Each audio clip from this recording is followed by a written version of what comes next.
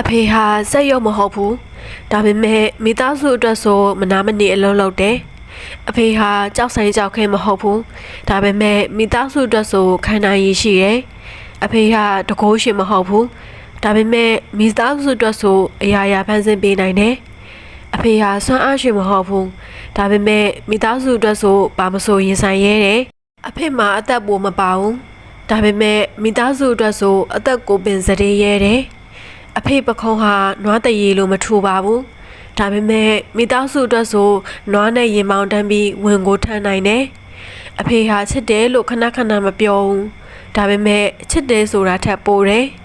အဖေဟာလွမ်းတယ်လို့တိတ်မရွရွဘူးဒါပေမဲ့လွမ်းတယ်ဆိုတာထက်ပိုတယ်အဖေဟာမိသားစုကြီးအတွက်ဆိုမဟာတတိုင်းကြီးပါဘေးရန်မရအောင်ကာကွယ်ပေးထားတယ်အဖေဟာတစ်ပင်တပင်ဆိုရေတောင်းမြစ်လိုပါပဲမိသားစုဆိုတဲ့ပင်စီလေးဖွံ့ဖြိုးလို့အကိုင်းအခက်တွေဝင်စားဖို့အသီးဝင်နေဖူးပွင့်ဖို့မိမိဘဝကိုမိသားစုအတွက်ဇက်မြုပ်ခါထောက်ပံ့ပေးနေတဲ့သူပါ